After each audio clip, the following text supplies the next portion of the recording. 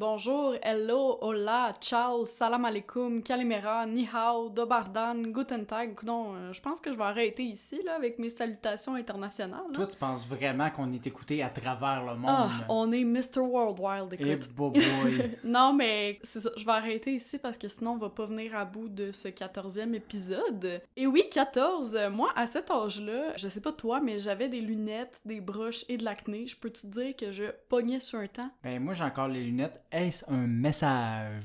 Ah, mais moi aussi, je les ai Ah, encore, ok, c'est correct t'inquiète pas. d'abord. Mais oui, vous l'avez reconnu, cette belle voix, c'est celle de William qui est avec nous, en fait, aujourd'hui. Bonjour! Oui, en même temps, ben, ça devrait pas trop vous surprendre, vu qu'il co-anime ce podcast et monte une grande partie de nos épisodes d'une main de maître. Ça, ils savent pas le bout de montage, mais écoute, il y a ma petite voix de temps en temps qui fait des petits erratums. Fait que, Oui, c'est ça. Fait qu'ils doivent s'en douter aussi quand Exact. même, là. Tu viens juste animer la partie montage. Oui, c'est ça. Je parle pas, sinon c'est un robot. Je mets ça genre dans Google Traduction. Ah non, non, puis on engage un pigiste, là, il est qu'on n'oublie vraiment pas, bon pour l'imiter.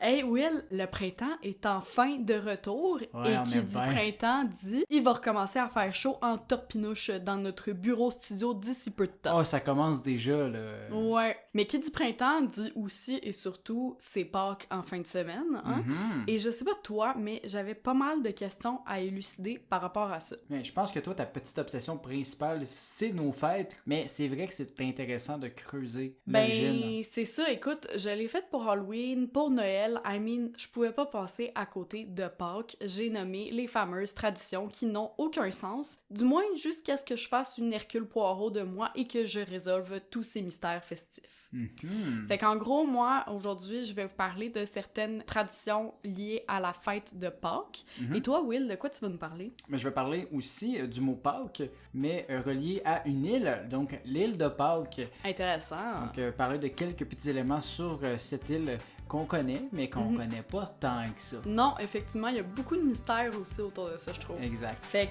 qu'on lance le générique. Yes, sir!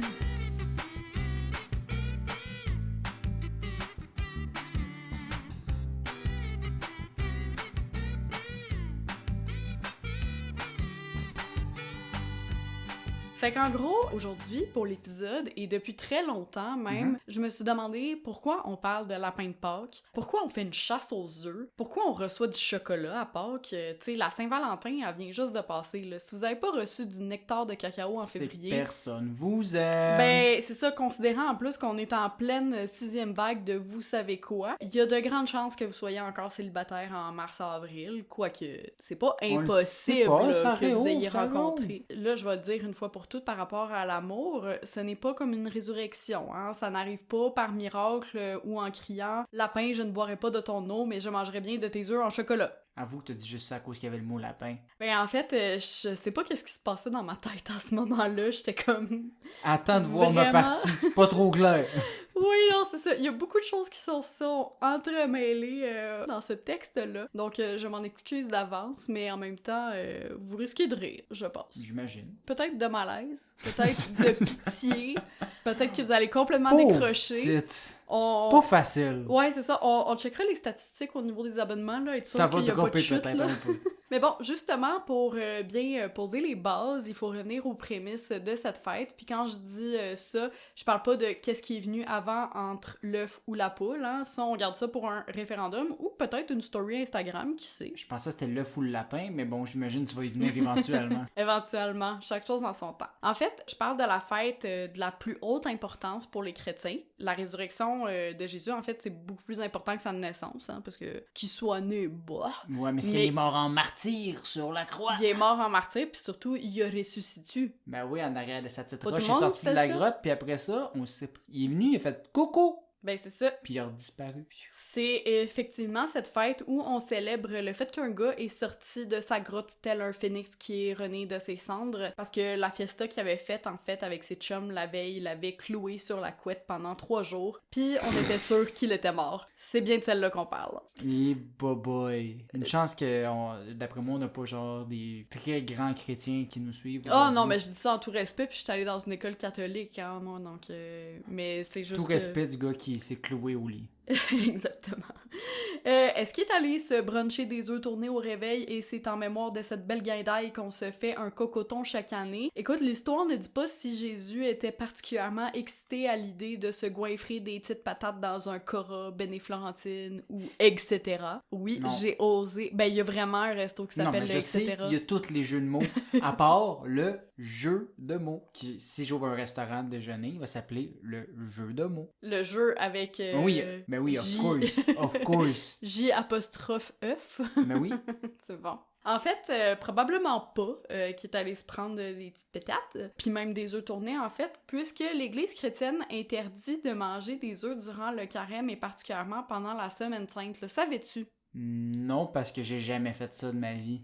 Non, mais peut-être que t'aurais pu le savoir. Je le savais pas, très franchement. Je pense que c'est quelque chose qui s'est perdu au fil du temps, puis que maintenant, les chrétiens même mangent des œufs durant cette période-là. Mais à l'origine, c'était interdit. Puis il faut savoir déjà que Pâques, à la base, ça existe depuis des millénaires. En fait, dans les Donc, tribus plus païennes... que Jésus. Oui, plus que Jésus. Plus que l'an 33-ish, là, parce qu'on sait pas exactement à quelle Peut-être date qu'il fait il est partie né. du club des 27, Jésus. Peut-être. On demandera... À Janis Joplin. à Janis Joplin ou Amy Winehouse ou Ouais. Kurt Cobain. En fait, dans les tribus païennes, on célébrait l'arrivée du printemps et des beaux jours en louangeant la déesse de la fertilité, parce que, ben, qui dit printemps dit un peu renaissance de tout, hein? Ben oui, comme au début de Bambi, là. Exactement. Puis son nom changeait d'une région à une autre à cette déesse-là. Donc, pour les Babyloniens, elle s'appelait Ishtar. Pour les Phéniciens, c'était Astarté. Et pour les Anglo-Saxons, c'était Éostre ou Ostara. Fait que là, tu comprends peut-être un petit peu mieux le lien de l'origine du nom Easter, Ostara, Oui. Pâques en anglais, pour les non-anglophones ou les personnes qui ne savent pas parler anglais, mais en même temps... On a salué toutes les langues tantôt, on va c'est comme ça. m'amener. Du côté francophone, on appelle ça Pâques parce que Jésus se serait fait capturer et crucifié durant la Pâque juive, donc qui s'écrit sans S, et qui vient de l'hébreu Pesha. Pesha, ça veut dire passer au-dessus, et pour les Juifs, cette fête symbolise non pas la résurrection, évidemment, mais la libération des esclaves d'Égypte au temps de Moïse. Pour revenir aux païens, durant donc cette période de Pâques, ils décoraient des œufs, symbole de fécondité et de renouveau, hein, on comprend pourquoi. Et ben, les chrétiens, évidemment, adeptes d'appropriation culturelle, comme on a pu l'entendre dans d'autres épisodes, ont repris cette symbolique pour représenter la résurrection, donc une forme de renaissance de Jésus.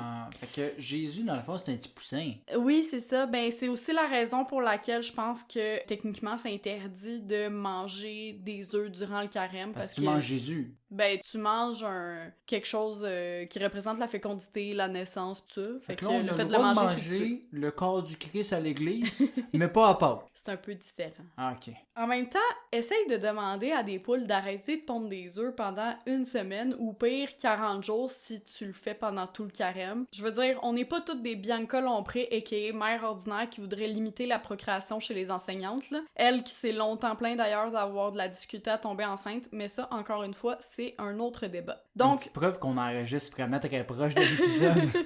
oui. Donc, comme on pouvait pas mettre les poules sur pause, contrairement aux rediffusions de la poule aux œufs d'or que nos grands-parents avaient pris soin d'enregistrer sur un VHS pour voir la belle cravate de Guy Mongrain et si Colette avait finalement pris le Kinder géant ou l'enveloppe, ben on accumulait les œufs. Les œufs qui étaient pondus durant la Semaine Sainte étaient évidemment... Des œufs de poule. Non, sacré, focus William, on parle de miracles ici. Voyons. Donc, pour ne pas les gaspiller, entre guillemets, on a commencé à les décorer à partir du 12e siècle. Va savoir ce qu'ils faisaient avant et surtout pourquoi tout d'un coup, au 12e siècle, on avait soudainement une conscience agroécologique. J'ai pas trouvé la réponse, mais plusieurs écrits parlent du 12e siècle, commencer à décorer. Ouais, mais leurs usines au 12e siècle faisaient pas mal moins de pollution que nous autres, hein? On devrait apprendre d'eux. Encore une fois, c'est un autre débat. What about la chasse aux œufs d'abord? Ben ça nous proviendrait d'une légende française selon laquelle les cloches des églises arrêtent de fonctionner à partir du jeudi saint pour signifier le deuil de la mort de Jésus, évidemment, et ces cloches-là s'envolent vers Rome se faire bénir par le pape et se remettent à sonner le dimanche, jour de la résurrection. Fait que le mouvement des cloches qui carillonnent durant leur voyage de retour vers l'église où elles sonnent habituellement, ça ferait en sorte qu'elles échappe des œufs un peu partout. Trouver un œuf, c'est donc recevoir la bonne nouvelle de la résurrection, si tu veux, parce que ça veut dire que les cloches sont revenues, elles vont sonner, etc. Et la légende veut aussi que ces œufs-là soient destinés aux enfants sages. Fait que les enfants reçoivent des oranges à Noël, des œufs à Pâques, il manque juste un bol de céréales avec du lait à la Toussaint, puis on fait le tour du guide alimentaire canadien version 2003. Parce que maintenant, le lait est plus ou moins dans le guide alimentaire. Ça, ouais, finalement, c'était peut-être pas si hot que ça, puis c'était juste qu'on voulait faire de l'argent. C'est ça. Tu t'en doutes, le chocolat, quant à lui, c'est une décision purement commerciale, mais tout de même bien songée. En fait, avant Pâques, les chrétiens sont censés pratiquer le carême, dont j'ai un peu parlé plus tôt. Fait qu'en plus de disperser des œufs, l'Église prévoyait aussi quelques friandises pour récompenser les plus fervents pratiquants et les enfants les plus sages, encore une fois. Fait qu'il arrivait aussi qu'on vide des œufs frais pour les remplir de chocolat. Et de là sont apparus les mini-eggs de Cadbury, sauf qu'on me dit à l'oreille que ceux-ci ne sont pas bénis. Non? Fait que, non, c'est ça. Pensez c'est pas envoyé au pape comme les cloches. Non, pensez pas que vous aurez la bénédiction ou la protection de notre Seigneur. Ce n'est pas le cas. Prendrai pas de chance, mais en manger pareil. C'est bon. Petite parenthèse ici, c'est de Pâques que sont nés les fameux œufs de Fabergé, ces bijoux de la joaillerie, hein, à défaut de faire un pléonasme. J'imagine que tu sais c'est quoi les œufs de Fabergé. Oui, ils se font tout le temps voler dans les films. Oui, effectivement. Genre la panthère rose, pis exact. tout ça. En fait, en 1885, le tsar Alexandre III décide d'offrir à sa femme Marie Fedorovna un œuf de Pâques, mais pas n'importe lequel. Le tsar connaissait déjà le joaillier Pierre-Carl Fabergé et lui a donc demandé de créer une pièce unique pour surprendre Marie. Puis comme ça tombait au moment de Pâques et que les familles royales européennes ont pour tradition de s'échanger des œufs à l'occasion de la fête, Alexandre III il a demandé à Pierre-Carl Fabergé de justement créer un œuf qui pouvait contenir une surprise. Fait qu'il y avait comme un petit degré de difficulté de plus. Le cadeau, il a tellement enchanté Marie, donc la femme du tsar, qu'il en a commandé d'autres et la suite, on la connaît, hein, the rest is history. Là, le lapin, c'est un petit peu plus compliqué parce que ça varie d'un pays à l'autre. En Allemagne, on raconte que c'est un lapin blanc qui amène les œufs de Pâques. Aux États-Unis, ce serait un lièvre, mais ça, d'après moi, c'est juste parce qu'ils veulent avoir l'air différent. Et en Suisse, c'est un coucou. Donc l'oiseau. Va savoir pourquoi, les Suisses m'épateront toujours. Mais c'est à cause de l'horloge. Ah, peut-être. Oui, mais c'est quoi le rapport avec Pâques? Je sais pas, mais les Suisses pis leurs horloges. Reste que, what the fuck, un lapin et des œufs, hein? Ça pond pas des œufs, un lapin. Eh bien, même si j'ai pas la réponse exacte, plusieurs historiens pensent que des Européens protestants sont à l'origine de cette mascarade. En fait, pour se dissocier des catholiques et de la poule, ils se sont tournés vers un autre animal, le lapin. Puis il y a d'autres historiens qui ajoutent aussi que le lapin, c'est l'animal emblématique de la déesse Éostre, dont je te parlais plus tôt, là, qui est à l'origine de Easter, et qu'il représente justement la fertilité et le printemps. Donc, d'où la raison pourquoi on aurait le lapin. Puis là, le moment est venu où je t'annonce qu'il y a plein d'autres traditions de Pâques que tu ne connaissais sûrement pas. En fait, des traditions dans ce cas-là.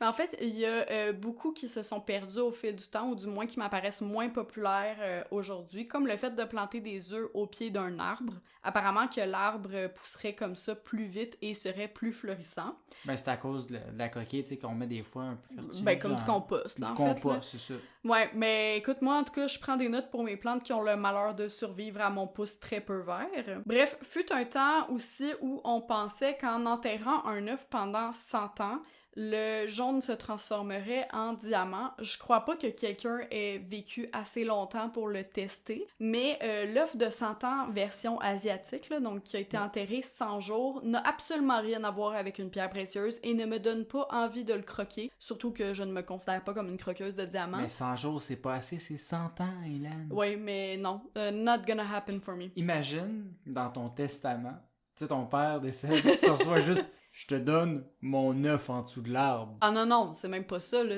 Ça doit être une énigme, là, avec une carte au trésor, puis genre un X, l'œuf est enterré là. Va voir s'il y a un diamant. C'est une chasse au coco. Un œuf transmis de père en fils depuis des décennies. Il y avait aussi la croyance, surtout dans les petits villages, que si tu portais un vêtement neuf le jour de Pâques, tu serais chanceux pour toute l'année. Ça se remarquait facilement, évidemment, étant donné que tout le monde se connaissait. Mais c'est ça, si t'avais pas de vêtements neufs, ils disaient « Haha, loser! » T'es pauvre! C'est ça. De même, l'eau de Pâques, c'était de l'eau puisée à partir d'une source vive, donc un ruisseau ou une rivière, hein, pas un lac, dans la nuit du samedi au dimanche, avant le lever du soleil. Ça, ma grand-mère faisait ça. Ouais, ben on la conservait toute l'année, puis on se trempait les mains pour se protéger, ou on en buvait si on avait mal quelque part. Là. On avait vraiment l'impression, en tout cas dans la croyance populaire, que ça avait des vertus. Par contre, là, mais... Écoute, il y avait du monde qui la buvait, puis apparemment qu'il se sentait mieux. Puis là, ben tu connais aussi la grande amoureuse des voyages que je suis. Je pouvais pas non plus passer à côté de te présenter d'autres façons de fêter Pâques ailleurs dans le monde. Fait que je t'ai parlé un peu des cloches d'église en France, mais savais-tu qu'en Allemagne, les enfants fabriquent des nids de paille et les disposent un peu partout dans leur maison en espérant qu'un lapin vienne y déposer des œufs durant la nuit. Un peu à la manière du Père Noël ou de la Fée des Dents, en fait, là. En Angleterre, les enfants, ils vivent dans un monde à l'envers puisqu'ils font du porte-à-porte en vue de récolter des œufs en chocolat et autres friandises, un peu à la manière d'Halloween cette fois. Et dans les pays scandinaves, donc en Norvège, Suède et Finlande, on dit que le soleil danse le matin de Pâques, donc il est pas rare de voir des gens se lever avant l'aube et se rendre à des points en altitude pour espérer voir notre étoile twerker. On y fait aussi des grands feux pour chasser les trolls et sorcières, sauf que j'espère qu'ils les chassent pas vraiment puisque les enfants se déguisent en sorcières et, comme en Angleterre, passent de porte en porte pour récolter des sucreries. Petite variante, par contre... Ils sont pas capables de garder leur fête à la bonne place. Ah non, c'est ça. Par contre, ils doivent prononcer une formule magique visant à donner la santé aux gens qui leur ouvrent la porte. Fait que c'est un peu comme un jeu du loup-garou, mais c'est juste des sorcières gentilles. Ils ont pas de potion pour tuer, puis tant mieux parce que ce serait quand même vraiment bizarre.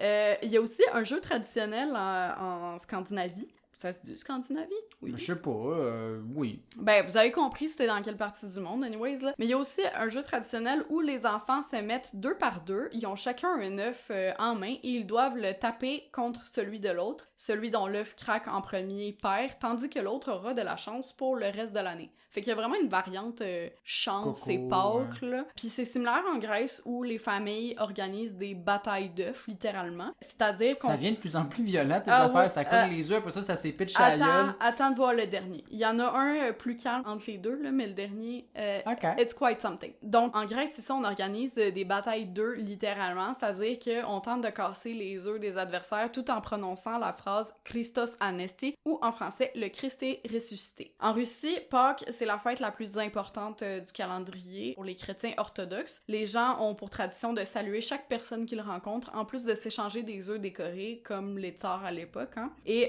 3 bises également. Un peu comme dans d'autres pays à l'Halloween, ils se rendent sur les tombes de leurs proches défunts, ils mangent des œufs durs et en donnent aux esprits pour les apaiser. Et enfin, le Mexique, là où c'est particulièrement violent. Le samedi saint, les gens envahissent les rues décorées depuis 2 semaines et ils battent, pendent et brûlent des images de Judas et des piñatas à son effigie pour Encore le punir. à ce jour? Oui, pour le punir de sa trahison envers Jésus. Évidemment, les piñatas sont remplis de friandises qu'ils savourent après leur douce vengeance. Ah, fait que c'est-tu l'origine de la piñata? C'est Bad Judas? Faudrait fouiller. Faudrait fouiller, on pourra Faire un peut-être en TikTok. faire un TikTok exactement ce que j'allais dire, mais non, c'est ça, c'est ce qui fait le tour des traditions de Pâques, je te dirais, puis de l'explication de pourquoi un lapin pond des œufs en chocolat et nous les amène. Mais c'est beaucoup Donc, plus clair. c'est beaucoup plus clair, hein? Ça a du Ouais. sens. Ben, non, mais oui. ça n'a pas de sens l'origine, mais on comprend mieux. Mais ce que j'ai dit a du sens. Oui, j'ai très bien compris C'est ce que bon. tu as dit. Parfait. Puis ça donne bien que ça a eu du sens ce que tu disais, Hélène. Parce que moi, ça se peut que non. Ah, ok. Bon, Ben oui. écoute, un demi-épisode sensé. C'est Ouais, c'est déjà ça. mieux que rien. Au pire, mettez ça sur pause ou allez partir avec une brassée de lavage. Ouais. C'est pas trop grave. Parce que, full disclaimer, c'est pas l'épisode que je suis le plus préparé ever. Je te dirais qu'on se rapproche de notre premier épisode où je pensais être capable de dire de quoi de cohérent en ayant seulement des tableaux Excel ouverts devant moi. Eh boy, oui. Non, ça, c'était pas notre épisode le plus glorieux. Hein? C'est dommage que c'est celui que tout le monde a écouté. Oui. Il faut dire que, comme les gens savent déjà, le podcast, ben, c'est pas une chose qui nous rapporte plus que de la reconnaissance et de la satisfaction intérieure. En effet. Donc, on a tous les deux un travail d'adulte dans la vraie vie. Puis ce travail-là prend du temps en sapristi de ce temps-là. Oui. Fait que quand je réussis à pas finir trop tard, mes neurones sont en jello pré-mâché, ce qui me permet de pas faire mes meilleures recherches à vie. Donc, je vous promets de faire mieux dans le prochain épisode. Mais bon, malgré tout, je suis pas venu les mains vides non plus. J'ai des trucs de prévu pour ma partie. Là. Je vais pas juste comme improviser. Cool. Fait- J'espère. C'est quand même bien. Je vais tout vérifier, chaque information que tu me dis. Fait que l'île de Pâques, c'est une île où ce que tout le monde est un lapin. Il fête pas qu'à l'année longue. C'est ça, il aime beaucoup ça. Non, c'est pas ça. Tu peux cueillir des mini-eggs dans ton potager. Oh, le rêve! Donc, comme je dis depuis tout à l'heure, je vais parler de la mystérieuse île de Pâques. Mon objectif à la base, c'était de parler, bien entendu, des fameuses statues puis de l'origine du nom de l'île. Mon but premier, c'était de rendre nos auditeurs les maîtres du fun fact sur l'île de Pâques. Tu sais, souvent, on va parler d'événements particuliers ou d'aspects en soi. Aujourd'hui, je voulais que tout le monde ressorte de cet épisode-là comme étant la personne de leur cercle d'amis qui, pour aucune raison, en connaît beaucoup trop sur une île à 8850 km de Montréal. Mais mettons que toutes ces personnes qui nous écoutent et leur cercle d'amis nous écoutent, il n'y aura pas de mastermind de l'île de Pâques. Ben sinon, ils peuvent juste parler de l'île de Pâques pendant 1 heure ensemble. C'est comme, hey, c'était vraiment intéressant, cet affaire-là. Ouais. Certains diront que c'est complètement inutile comme mission, mais je sais que je suis pas le seul à avoir une capacité à retenir seulement ce type d'informations qui vont me servir jamais de façon pratique. Hey, écoute, moi, je pourrais te dire que Louis XVI fut le dernier monarque à détenir tous les pouvoirs puis que c'était à la page 116 de mon livre d'histoire. Je sais pas Surtout pourquoi. la page 116, ça, c'est très triste. Ouais. Ben, je pense que c'est la page 116. Mais en tout cas, je vois le petit encadré, là, en bas, à gauche. Parfait. Tout ça pour dire que mon manque de temps plus mes grandes ambitions, ça n'a pas donné un résultat fantastique. Donc, il y avait plus d'infos sur l'île que je pensais. Puis il aurait fallu passer genre 2 heures juste là-dessus. Un projet colossal que je vais conserver si seulement on nous en demande encore et encore dans les commentaires de nos réseaux sociaux. Je vous invite fortement à vous abonner et à réagir à nos épisodes. Wink wink. C'est presque un placement de produit. Presque. Donc, débutons quand même là, sur l'île de Pâques avec des informations sur l'île en soi. L'île de Pâques est une île volcanique du fin fond du milieu de nulle part dans le sud de l'océan Pacifique. L'île est considérée comme faisant partie de la région de la Polynésie, Ouais. mais en fait, je savais pas ça, mais c'est une île du Chili. Ouais. Tu savais ça? Ouais. Ah, ben, t'es plus brillante que moi. Mais faut se dire que c'est un élément qui est difficile à souvenir parce que, en fait, l'île est à 3700 km du pays. Puis ça prend genre 5 heures d'avion de voyager de un à l'autre. Ouais, mais je veux dire, la Martinique, la Guadeloupe, ça fait partie de la France, puis il doit y avoir une distance assez similaire, là. Ouais, ben c'est ça. Tahiti, Polynésie française, c'est de la France. Mais justement, moi j'aurais pensé que c'est dans la Polynésie française. Justement à cause que c'est en Ouais. Polynésie, mais c'est juste comme plus loin. Puis le Chili a fait tout à moi. Ben, regarde, pour moi, c'est comme le Groenland puis le Danemark, là. Ben c'est pas mal plus gros que l'île de Pâques, là. Oui, non, je sais, mais je veux dire, pourquoi le Danemark a juste un Christi de gros territoire comme ça? La géographie, ça n'a pas de sens. Ouais. Mais bon, l'île la plus proche de l'île de Pâques, c'est l'île Sala y Gomez, qui se trouve à 391 km de distance. Pour référence, ça c'est la distance équivalente entre Baie-Saint-Paul et l'île aux Noix. C'est où le Lournois? Ah, regarde, les gens de l'île aux Noix, ils vont être bien contents de savoir ce Il y a fait-là. personne de l'île aux Noix. Il y a personne à l'île aux Noix. Comment il peut y avoir quelqu'un qui nous écoute à l'île aux Noix? Ah, Mais genre, regarde. dis-moi que c'est au Québec, s'il te plaît, au moins. Mais oui, c'est au Québec. Ok. Je fais des référents québécois, là. Mais, mettons, où au Québec, là? à Je peu m'en près? souviens pas. Ben là, c'est même pas la région administrative. Non, je me suis juste mis à googler sur Google Maps des distances qui faisaient approximativement la même distance avec 2 villes focales. Ah, c'est que c'est terrible. Par contre, cette information-là ben, est utile, hein? L'île aux Noix, tout le monde va s'en souvenir. Par contre, l'île la plus proche, Sala y Gomez, ben, c'est une île déserte. OK. Fait que l'île habitée la plus proche de l'île de Pâques, c'est l'île Pitcairn, qui est située à 2075 km à l'ouest de l'île de Pâques. Quand même. Si ça peut t'aider. Ça, c'est à peu près la distance entre Bécomo et Thunder Bay. Ah, ben là, ça, je le sais plus. C'est un peu mieux, Oui. mais quand même semi-focal.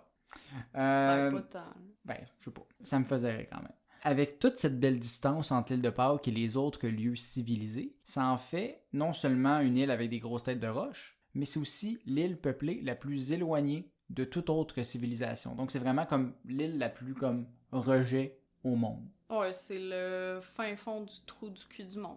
Exact. Ok. Non seulement c'est le fin fond du cul du monde, mais c'est quand même pas très gros. C'est 164 km², puis ça a une population de 7500 habitants. Moi qui pensais que c'était Saint-Laurent, le fin fond du trou du cul du monde. Mais Non. coudonc. Puis pour continuer dans les bons grands référents que tout le monde comprend, 7500 habitants, c'est la population de Louisville. Ensuite, explorons ma plus grande question que j'avais par rapport à l'île, puis celle qui est plus reliée à notre épisode, c'est-à-dire son nom. Mhm. Donc, d'abord, il faut savoir que le véritable nom de l'île en soi, selon la population, c'est Rapa Nui, qui se traduit en Gros Rapa, OK. puis a été nommé ainsi en 1860 par la ressemblance de l'île à une autre île qui s'appelle Rapa Iti. Donc, c'est simplement dire, ben, c'est comme Rapa, mais gros. Ah, OK. Mais il y en a d'autres qui disent, non, c'est l'inverse, c'est Rapa Iti qui est nommé en honneur de Rapa Nui, parce que Iti, ça veut dire petit. Fait que Tahiti, c'est un petit tas. non, non, non, mais c'est Iti, c'est comme en deux mots. Ah, ok, ITI. ok. Fait que ça dépend de la langue. Non, mais je me dis, petit comme tas. on est en... Je sais Comme pas. on est en Polynésie française. Mais je peux-tu faire un guess pour le nom de Pâques? Oui, mais tu vas me devancer un peu. Ben, je peux le faire plus tard. Ouais, tu le feras après. Ok, tu me donneras mon cue. Ok, je vais te dire là, mais Parce que j'ai pas là. peut-être une idée, mais je suis pas sûre. Mais c'est Ok. probablement pas ça. Elle n'est pas en forme de coco. Non, non, mais genre, je sais pas. Pour ce qui est du nom de l'île de Pâques, ou Easter Island, malheureusement, c'est pas une histoire plus glorieuse. En fait, l'île a été nommée ainsi par un explorateur originaire du Pays-Bas, Jacob Roggeveen. Mais là, Non. je peux-tu dire mon cue de pourquoi que je pense? Non. Ben là, Je vais te le dire quand. ok.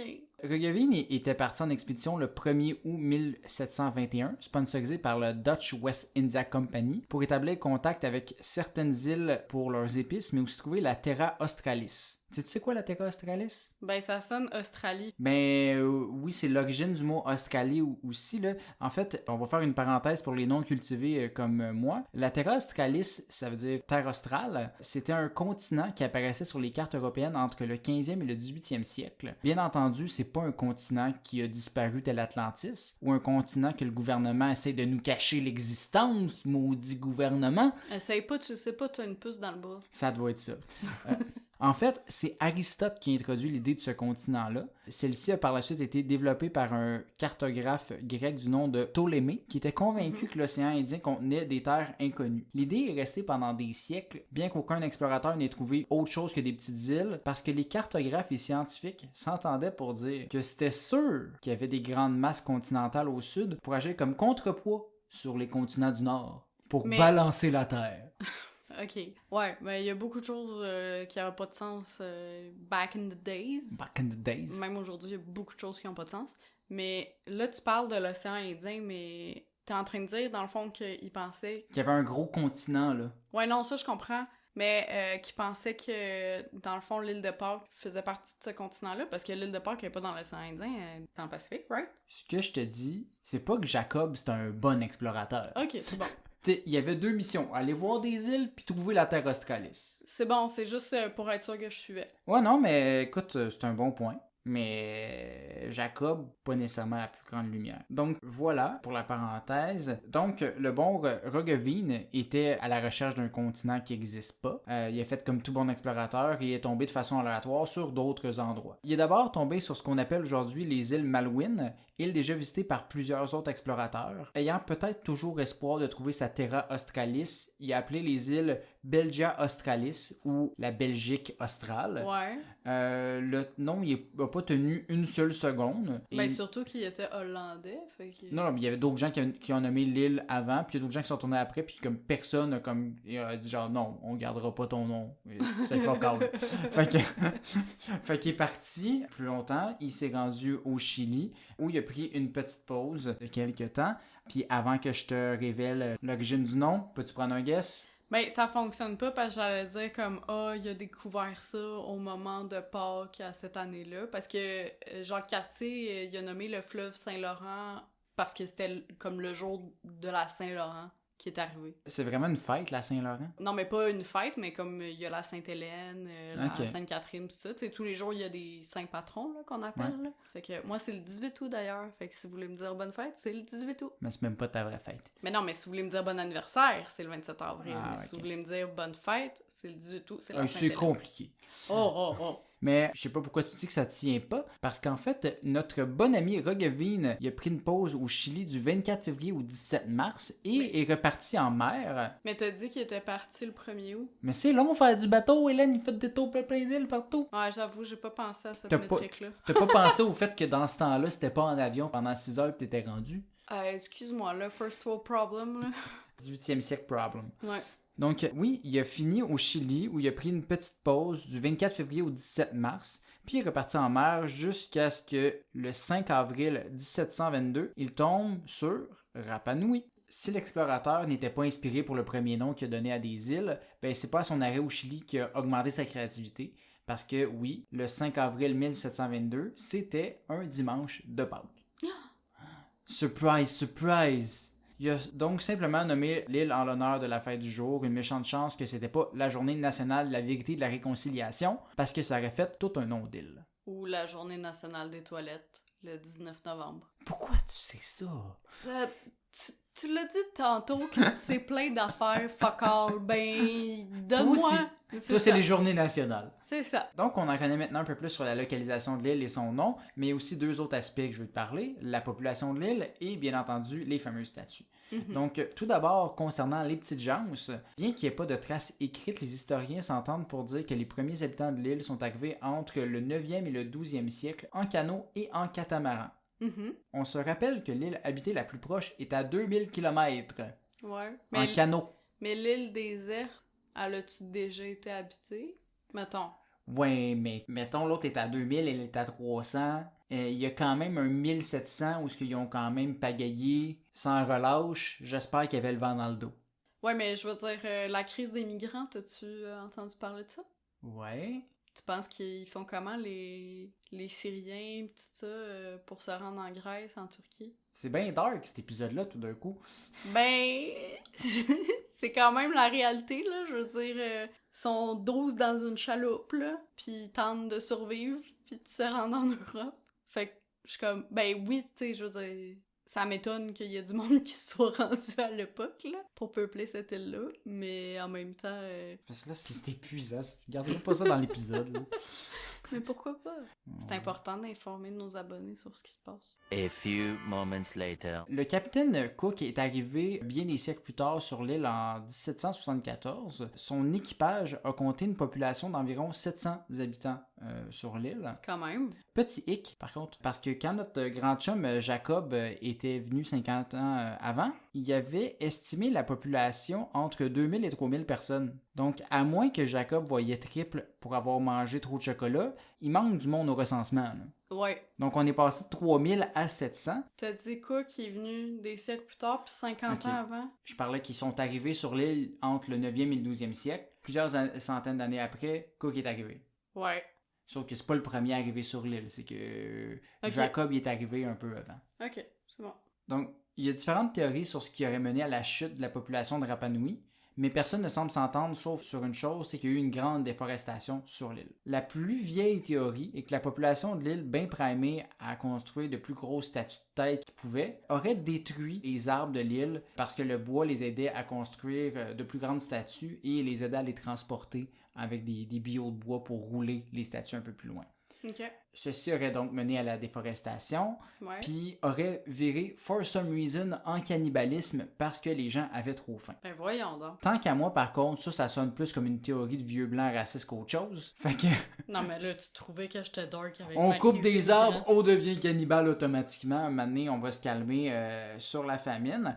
Il y a une autre théorie comme quoi il y avait une énorme population de rats sur l'île qui aurait mangé les racines des arbres, qui a amené indirectement à la déforestation parce que les arbres se mettaient à tomber, amenant encore une fois à la famine sur l'île. Surprise par contre, dans cette théorie-là, les gens ne deviennent pas cannibales, mais en fait, à la place, ça vire en guerre de clans, menant à la chute de la population. Donc, beaucoup plus moderne comme racisme, donc guerre de... Je pensais que t'allais dire qu'ils devenaient ratistes. Ratiste? Ah oui, non. Racistes des rats. Non, non, non. Et finalement, la troisième théorie, le véritable fléau dans l'histoire, serait les Européens qui auraient amené bactéries, virus et bisbilles sur leur bateau et auraient donné ça allègrement comme cadeau à nos chers insulaires. Bon, on chiale encore contre les Europes. Ben, les Europes, ils ont tué tous les Autochtones là, quand ils sont arrivés ici avec leur miroir. Là. Oui, aussi. Dans cette théorie, la déforestation serait seulement due à des procédés d'agriculture où la population brûle une partie du territoire pour faire un transfert de fertilité. Ouais. Donc, ça serait juste ça et non des rats ou des gens fous, braques qui veulent juste bâtir des statues. Ok. Donc, malgré tout ceci, ça reste des théories assez drastiques dans tous les cas. Probablement qu'il y a un peu de vérité dans chacune d'entre elles, ou est-ce que c'est plusieurs facteurs qui ont mené à ce que la population de l'île diminue énormément. Ben, tu sais que c'est comme ça, de toute façon, quand on bâtit des théories du complot, on prend des vérités un petit peu partout, puis... C'est les rats qui sont venus sur le bateau. Puis qui ont construit les statues. Les rats cannibales. Anyway, il me reste juste à te parler des fameuses statues sur l'île. Ces statues qui sont appelées aussi moai seraient en fait des symboles religieux et représenteraient les ancêtres Rapa Nui. OK. Parce que oui, parenthèse, la population de l'île Rapa Nui s'appelle les Rapa Nui et ils parlent le Rapa Nui. Rapa Nui. Ben oui, fait que des gens qui sont très créatifs, outre leur statut. En même temps, hey, ils sont tous pareils. Mais ils ont-ils toutes la même taille? Non. Non, c'est ça. Non, Hein? exact. En fait, il y en aurait 887 de recensés sur l'île. Où... T'es-tu sérieux? Ouais. Je pensais qu'il y en avait genre 10. Non, il y en a 887, dont plusieurs dans des musées aujourd'hui. Ce qui fait qu'il y a... Fait qu'il y avait plus de statues que de personnes à l'époque. Oui, parce que il y a 5,4 statues au kilomètre carré sur cette île-là. Aïe, aïe. La taille de chaque statue varie de 2,5 à 9 mètres de haut, puis ils ont un poids moyen de 13,78 tonnes, et il y en a même une qui va jusqu'à 80 tonnes. Oh, juste ça. C'est ça, juste ça. C'est beaucoup de tonnes. C'est beaucoup d'éléphants. C'est beaucoup d'éléphants. 13,78, c'est à peu près 2 éléphants. Je saurais pas dire. Ouais, c'est ce que j'ai lu tantôt. Là. Je pense 12, c'est 2 éléphants. C'est bon.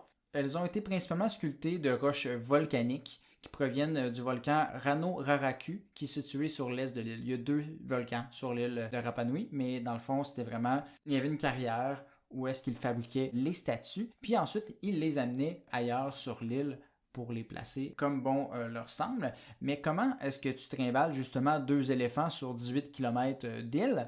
Ben, il y a plusieurs expériences qui ont été faites à travers les années avec des reproductions des statues. La plupart des tests ont été faits avec des sortes de traîneaux et des billots de bois, comme je parlais tout à l'heure. Mais aussi des tests qui ont été faits avec un système de cordes, où avec 3 grosses cordes, 18 personnes étaient capables de faire déplacer les statues debout sur comme plusieurs centaines de mètres. Hey, c'est fou ce qu'on peut faire avec de la ficelle. C'est ça, de la petite corde, le petit fil à pêche. Oui, c'est ça. Mais ouais, fait que différents procédés pour trimballer des affaires qui pèsent des tonnes. Fait que c'est pas juste les pyramides qu'on a réussi à construire. Hein. Non, mais on sait quoi faire pour notre prochain déménagement, là. Ben oui, des cordes pis des bio. Mm. L'élément principal que je veux dire par contre ici par rapport à ces statues-là, c'est un élément de désinformation que j'ai vu à plusieurs endroits et qui me rend complètement outré. C'est que plusieurs gens disent qu'on a découvert que les statues étaient pas seulement des têtes et qu'elles avaient un corps seulement en 2012. Ben là, les gens. Les gens, j'ai vu une petite vidéo sur TikTok avec des photos d'archéologues qui déterraient des têtes, puis là les gens capotaient, comme oh my god, je savais pas ça. Je suis comme mais guys, avez-vous jamais vu de photos ailleurs? Il y a genre au British Museum, il y a la statue Moai où là qui est vraiment comme avec les nipples très pointus. Je sais pas ça dit quoi? Mais moi, je savais pas qu'il y avait des corps. Tu savais pas qu'il y a des corps? Non, je pensais que c'était juste les têtes. Mais là, Ben non. excusez-moi, là. Ben, je savais au moins que ça appartenait au Chili. Laissez-moi tranquille. Mais dans le fond, ça l'arrête à la taille, là, généralement, la Ben, plupart des statues. Il y a C'est les parce épaules moi, dans que ma tu tête, vois un ouais, peu. c'est ça. Mais c'est Je parce voyais que... les épaules, puis tout ça, mais j'ai jamais été à l'île de Pâques non plus. Mais en tout cas, je te montrerai la photo, Ok. puis on la mettra sur nos réseaux sociaux, mais Ouais. il y en a beaucoup sur l'île qui sont vraiment de tout leur long. Ouais. Puis aussi dans le British Museum, la statue avec des gros nipples, vous verrez ça. Elle a des gros nipples, c'est pas de ma faute. Celle-là, elle est particulière. Pas obligé de répéter nipple 3 fois non plus, là. Je vais dire nipple si je veux dire nipple. Oh my god. Donc, ça fait pas mal plus que 10 ans que les Britanniques ont pillé toutes les merveilles du monde pour les mettre dans des bâtisses à touristes. Là. Comme, ça Ouais. fait longtemps qu'elle est là, cette statue-là. Ouais. Donc, toutes les statues de l'île de Pâques ont des corps, puis ça, on le sait depuis 1916. Mhm. La première à faire la mention du fait qu'on voit juste le haut des statues est l'archéologue Catherine Routledge, qui l'a fait dans ses écrits. Il est vrai par contre qu'une équipe d'archéologues ont voyagé à l'île de Pâques et ont excavé 90 statues dans le but de faire des études et comparer leurs parties enterrées en 2012. Donc, d'où viennent les photos des statues déterrées? Ça me donne envie de devenir archéologue. Pour déterrer des statues? Ouais. OK. La théorie principale sur pourquoi autant de statues sont enterrées est le fait qu'on aurait principalement travaillé sur celles-ci alors qu'elles étaient couchées au sol. Et quand on voulait les finir, on était rendu plus à l'étape de fin, on creusait un trou vis-à-vis pour les faire glisser debout et pouvoir travailler le dos de la statue. Mais ils sont un peu croches, hein? Ça se peut-tu? Oui, ben en fait, de base, c'était vraiment pas pour qu'ils soient placés croche. C'était vraiment juste que ils ont creusé des trous pour les travailler, puis après ça, l'objectif c'était de les sortir puis de les replanter. Ah, Il y en a ok, plusieurs ok. sur l'île qui sont replantés. Par contre, il y en a beaucoup qui ont été interrompus, donc qui n'ont jamais été terminés, et qui sont restés dans ces trous-là. En fait, c'est que le culte des ancêtres a été complètement abandonné, tout simplement parce que il y a des esclavagistes péruviens qui sont venus sur l'île puis qui ont quasi exterminé la population en les amenant ailleurs de l'île. Donc, il n'y avait plus Ok. personne pour vénérer les ancêtres. Il n'y avait plus personne sur l'île. Ça, c'est arrivé en 1862. Ok, Donc, il y a mon Dieu. plein de statues qui sont restées dans les trous. Et avec l'érosion, ben, ils sont enterrés tranquillement. Fait qu'il y en a Ouais, peut-être qui ouais. ont glissé, puis c'est pour ça qu'il y en a des un peu croches sur l'île. Donc, nos statues sont ensevelies, puis ça les a amenés à l'état qu'on le connaît davantage aujourd'hui. Donc, voilà pour un survol sur les différents éléments de l'île de Pâques. Je vous ai pas rendu des experts, finalement, même si j'ai fait découvrir à Hélène que les statues avaient des corps. Mais Et ça... des nipples. et des nipples. Ça vous permet quand même de dropper quelques petits fun facts inutiles sur l'île de Pâques, sur le bord de la machine à café, maintenant qu'on retourne tranquillement au bureau. Et si vous incitez vraiment fort sur les réseaux sociaux, peut-être que je pousserai davantage sur le sujet. Mais en attendant, voici quelques informations en rafale sans contexte. Toutes les statues de l'île de Pâques sont tournées vers l'intérieur de l'île, à l'exception de 7 statues de Lau Akivi, qui font face au coucher du soleil à l'équinoxe du printemps et tournent dos au soleil pendant l'équinoxe d'automne. C'est le seul endroit au monde que ça fait ça. Certaines statues ont des tatous de gravés dans le dos. Mais c'est des graffitis ou c'est Non, comme non, vraiment des c'est tatous? vraiment fait Ok. comme ça. On pourra en parler un jour quelque part. Des tatous maoris? C'est Oui, de là que ouais, ça mais vient? oui, ça vient. Ben, c'est comme. Ben, des tribales, genre? Ouais, c'est genre un peu. Des genres de tribal, mais sur des grosses statues. Le culte des ancêtres a été remplacé par le culte d'un homme oiseau après que les méchants esclavagistes soient passés. Donc, il n'y a plus grand monde sur l'île qui comprend l'origine de leur propre statut aujourd'hui. Fait que c'est pour ça qu'on connaît absolument rien sur la culture, puis que c'est juste des théories plus ou moins abracadabrantes. Eh ben. Aussi, apparemment, il y a beaucoup de scams sur l'île de Pâques de nos jours. Fait que faites attention. Selon une vidéo YouTube très populaire et des reviews sur Google, faites attention à un prénommé Felipe. Ok. C'est tout ce que je vais vous dire sur ce Felipe. Et Mais finalement, quel genre de scam? ben, où est-ce qu'ils vont dire t'as grimpé sa statue, donne-moi de l'argent, Ah, ok, ouais, je comprends. ce genre-là. Et finalement, et non le moindre, la statue dans un de nos musées ne se trouve pas réellement où elle se trouve dans le film, dans le vrai musée d'histoire naturelle de New York, mais plutôt dans le fin fond d'une autre pièce beaucoup plus loin, qui m'a rendu très triste quand j'ai visité le musée, parce que je la cherchais, j'étais comme, ben voyons, et où, puis ça m'a pris vraiment longtemps à la trouver. Parce que yo, dom dom, moi pas dom dom. Comme. Comme. Donc voilà, c'est tout pour cet épisode spécial Pâques. Pascal, plutôt. Pâques. Non, Pascal, c'est ça l'adjectif. Mais moi, je voulais juste dire Pâques avec un S. Je voulais prononcer toutes les lettres. Mais c'est Pascal. Bref, tout ça pour dire que si vous avez aimé cet épisode, on vous invite à vous abonner pour en écouter d'autres. Il y en a plein d'autres qui s'en viennent aussi. Là. On n'est n'arrête pas à plus. la veille de finir encore avant notre pause estivale. Il y a quelques épisodes qui restent. Et sinon, on vous invite aussi à nous suivre sur nos réseaux sociaux, donc Facebook, Instagram et TikTok, où on met... Oui, à commenter. Mais surtout, c'est ça, à nous suivre parce qu'on y met du contenu exclusif aussi, donc qui pourrait vous intéresser. Puis sinon, ben, on vous dit à la prochaine fois. Joyeuse Pâques! Joyeuse Pâques!